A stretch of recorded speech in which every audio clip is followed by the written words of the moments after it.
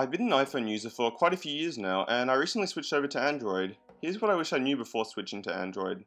And just quickly, if you enjoy this type of content, consider subscribing to the channel. With that said, let's get right into it. Number 1. I didn't know if I'd like it. I mean, using anything for a while, you get used to how it feels and works, and you get comfortable with it. And so switching to Android felt like jumping out of my comfort zone. I didn't know if my apps would work, I didn't know if I'd like the OS, and I'd worried I'd just want my iPhone back immediately after switching.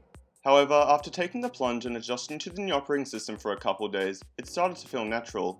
It's kind of hard to describe, but you slowly adjust everything.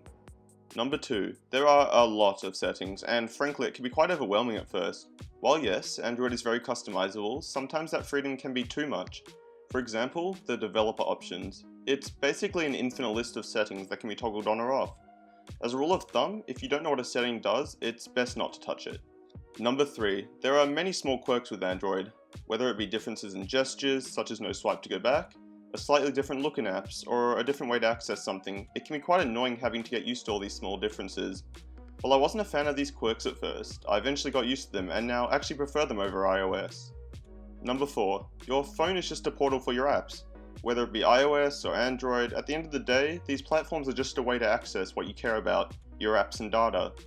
For me, this realization is what made me switch to Android in the first place. I could get a phone that was cheaper than an iPhone and still have access to everything that I want. Number 5. I didn't know how much I would miss AirDrop. And it's not even for the convenience to share files between my own devices.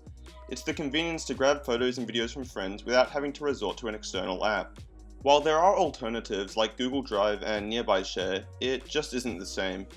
Anyway, those are 5 things I wish I knew before switching to Android. What do you wish you knew before switching to Android? Let me know in the comments down below. If you enjoyed this video, consider giving it a like, as it'd be greatly appreciated. Also, consider subscribing to the channel for more content like this in the future.